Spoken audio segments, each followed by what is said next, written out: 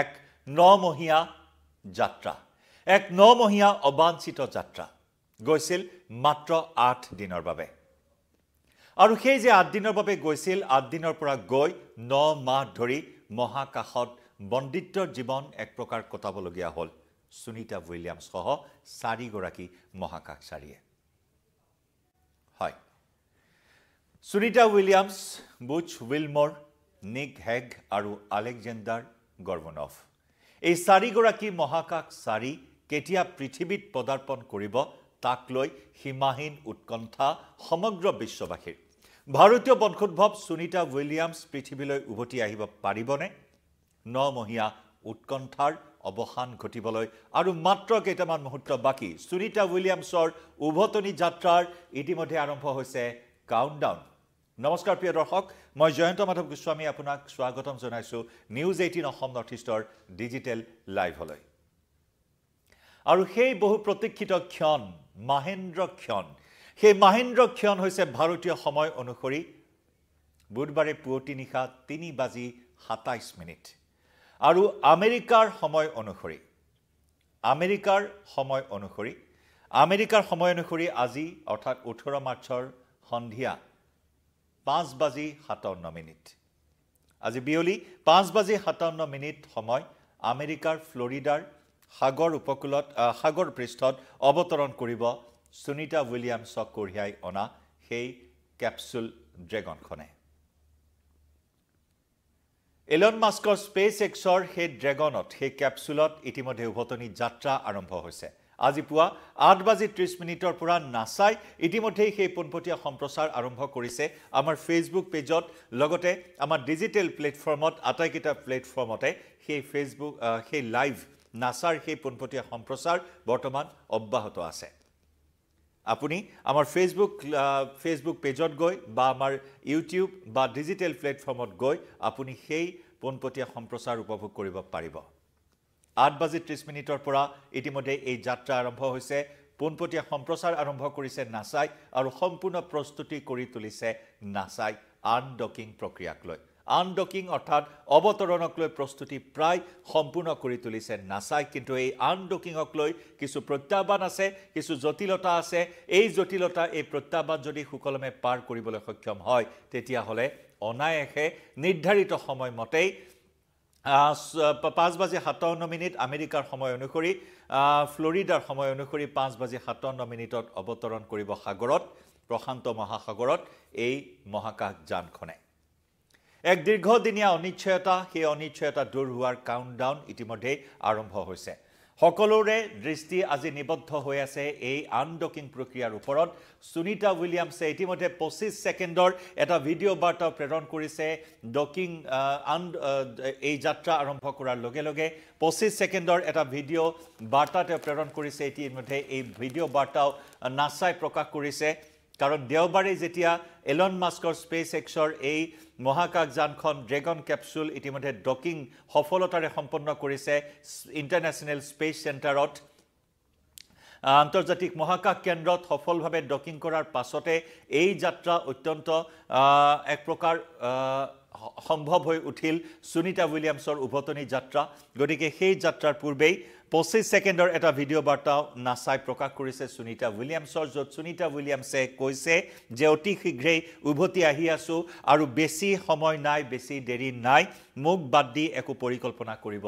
নালাগে বুলি এটা ভিডিঅ' বাৰ্তা প্ৰেৰণ কৰিছে 25 ছেকেণ্ডৰ সুনিতা উইলিয়ামছে নাসাই প্ৰকাশ কৰিছে 25 ছেকেণ্ডৰ সেই ভিডিঅ' গতিকে এতিয়া সকলোৱে অপেক্ষা কৰি আছে 18 মাৰ্চৰ আজি আমেৰিকাৰ ফ্লোৰিডাত অৱতৰণ কৰিব মহাসাগৰত অৱতৰণ কৰিব এই বিশেষ ড্ৰেগনখনে বিশেষ ক্যাপসুলখনে য'ত ড্ৰেগন ক্ৰু বুলি কোৱা হৈছে এই মহাকাশ যানখনক 2024 চনৰ জুন মাহত এই যাত্ৰা আৰম্ভ কৰিছিল মাত্ৰ 8 দিনৰ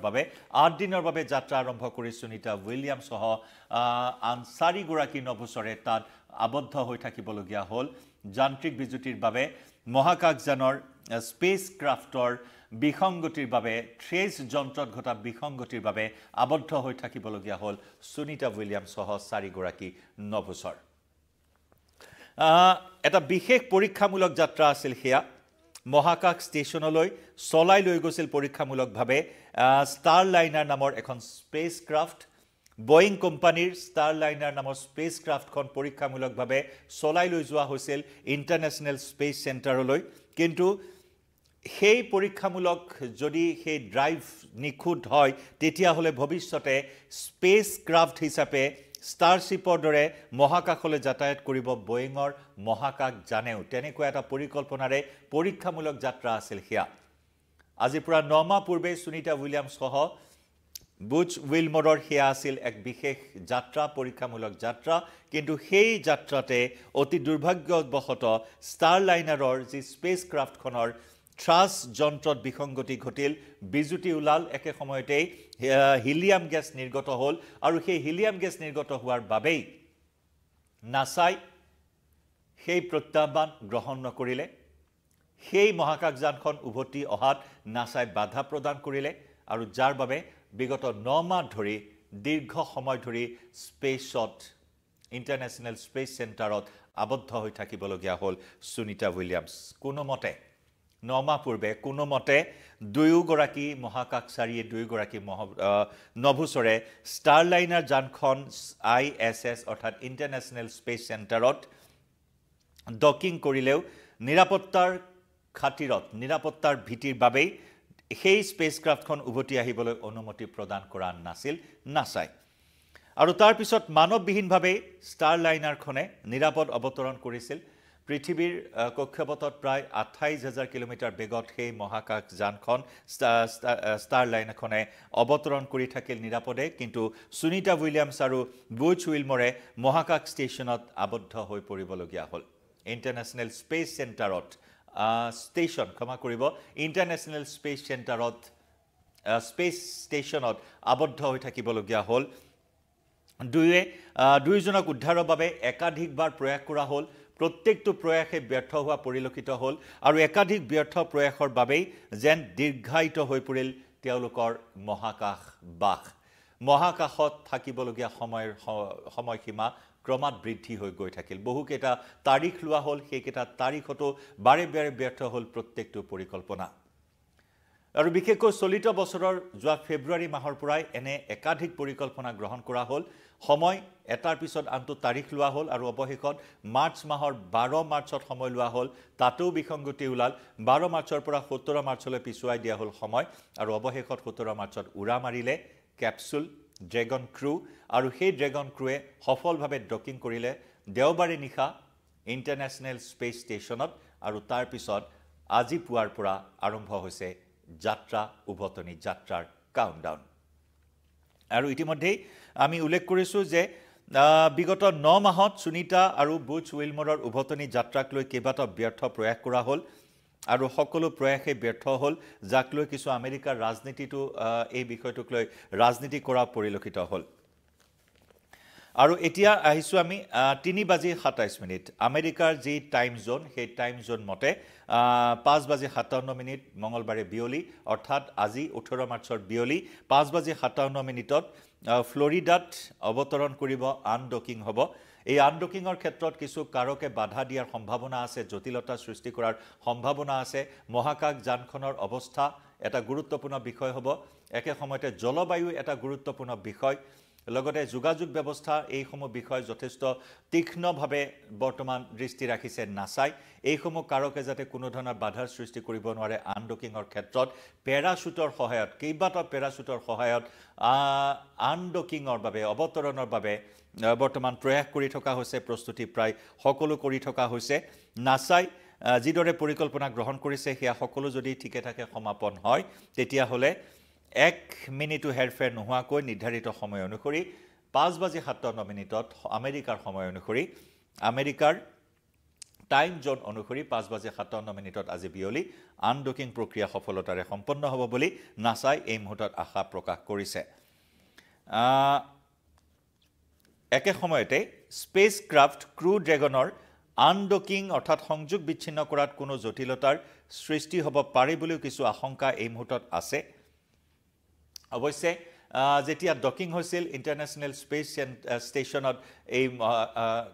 ড্ৰেগন ক্ৰু মহাকাশ যানখন স্পেচক্ৰাফ্টখন ইলন মাস্কৰ এই স্পেচক্ৰাফ্টখন যেতিয়া ডকিং হৈছিল সেয়া অৱশ্যে অটোমেটেড বা স্বয়ংক্ৰিয়ভাৱেই ডকিং হৈছিল সম্পন্ন হৈছিল যতে কোনো ধৰণৰ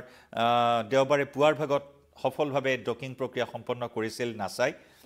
আৰু গতিকে নাছাই সুনিতা উইলিয়ামছ আৰু তেওঁৰ সংগীসকলৰ বাকি 3 গৰাকী সংগীৰ উভতনি যাত্ৰা পোনপটীয়াকৈ ইতিমধ্যে সম্প্ৰচাৰ কৰিছে এই যাত্ৰাৰ য'ত নেকি সকলোৱে এতিয়া গভীৰ উৎকণ্ঠাৰে আশা কৰি আছে বাট চাই আছে কাৰণ 8 দিনৰ বাবে গৈ দৈৱ বিপাঙত পৰি তেওঁলোকে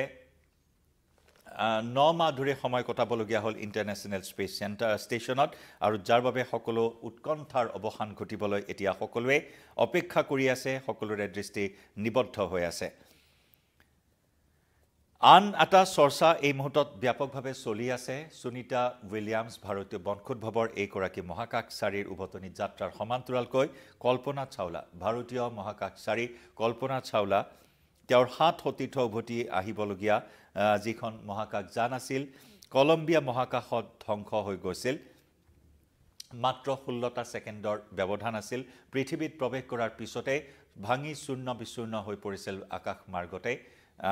কল্পনা চাওলা কঢ়িয়াই অনা সেই স্পেচক্ৰাফ্টখন গতিকে তেনেকুৱা ধৰণৰ যাতে ঘটনাৰ পুনৰাবৃত্তি নহয় এই মুহূৰ্তত সৰ্বত্ৰে প্ৰাৰ্থনা চলিছে ঠাই ঠাই পূজা অৰ্চনা চলা পৰিলক্ষিত হৈছে কোনো ধৰণৰ বাধা বিঘিনি নোহোৱাকৈ যাতে অতি সুপৰিকল্পিতভাৱে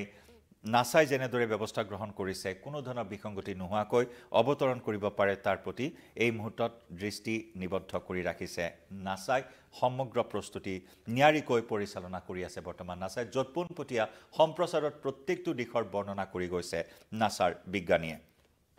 ইতিমধ্যে কালি দিনটোত সুনিতা উইলিয়ামছে মহাকাশ ষ্টেচনৰ পৰিচালনাৰ দায়িত্ব অৰ্পণ কৰিছে ৰাছিয়ান মহাকাশচাৰী এলেক্সি অভিনিনিৰ হাতত ইতিমধ্যে এই যিখন ড্ৰেগন দেওবাৰে পুৱা ইণ্টাৰনেশ্যনেল স্পেচ ষ্টেচনত উপস্থিত হৈছে তাত আন 4 গৰাকী মহাকাশচাৰী গৈছে সেই 4 গৰাকী এতিয়া দায়িত্বত থাকিব আৰু তাৰ ভিতৰত এলেক্সি অভিনিনিৰ হাতত অৰ্পণ কৰিছে সুনিতা উইলিয়ামছে সেই দায়িত্ব বিগত 9 মাহে মহাকাশ ষ্টেচনৰ কমাণ্ডাৰৰ দায়িত্বত আছিল সুনিতা উইলিয়ামছ আৰু সুনিতা উইলিয়ামছ আৰু বুচ উইলমৰৰ সৈতে একেলগে উভতি আহি আছে বৰ্তমান নিক হেগ আৰু ৰাছিয়াৰ মহাকাশচাৰী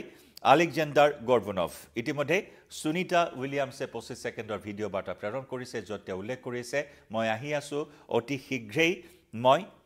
উপস্থিত হ'ম আৰু বেছি দেৰি নাই মোক বাদ দি একো পৰিকল্পনা কৰিব